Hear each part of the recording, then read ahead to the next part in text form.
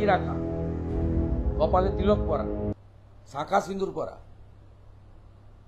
গীতা পড়া, অমাবস্যা পূর্ণিমা পালন করা, একাদশী পালন করা, দুর্গাপূজার অষ্টমীতে পুষ্পাঞ্জলি দেওয়া, কালী পুজোর দিন নিশি যাপন করে পুষ্পাঞ্জলি বিতরণ করা, শ্রাবণ মাসে শিব ঠাকুরের মাথায় জল ঢালা, দামোদর মাসে তুলসীকে দীপদান করা, কার্তিক মাসে দামোদর ব্রত পালন করা, এইগুলো, রামনবমী পালন করা, হনুমান চালিসা পাঠ করা, নাম হট্টে অংশগ্রহণ,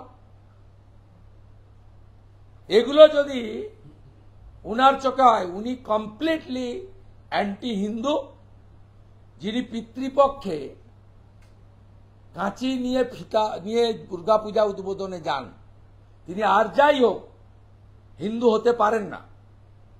পিতৃপক্ষে সনাতনী হিন্দুরা যাদের বাবা মা গত হয়েছেন তারা গয়ায় গিয়ে পিণ্ডদান করেন, ওরা আমাদের শুভপক্ষ নয়।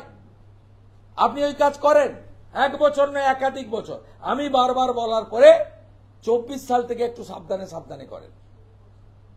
আমি তো মূর্তির মুখটা খুলেছি, আমি তো প্রদীপ জ্বালাইনি, আমি তো রিবন কাটিনি, তো ঠেলাই না পড়লে বিড়াল গাছে ওঠে না। আপনি রেকর্ড, বিজয়া দশমী ডেটে মহরম হয়েছিল, এবারও উল্টো রথ আর মহরম একদিনে, আবার আপনার চরিত্র প্রকাশ পাবে এই বছর 25-এ। উল্টো রথের দিন আর মহরমের দিন একই দিন, দেখবেন আপনি এর চরিত্র আবার প্রকাশ পাবে।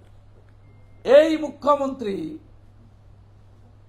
মা বোন দিদিদের সিঁদুর খেলা, পঞ্জিকা মতে বিজয়ার ঘট বিসর্জন, মায়ের বিসর্জন সব রামকৃষ্ণ মঠ মিশন, ভারত সেবাশ্রম, বনেদি বাড়ি, সাত্বিক পুজো যারা করেন পঞ্জিকা মেনে, সবাই বিজয়াতে ঠাকুর বিসর্জন করেন।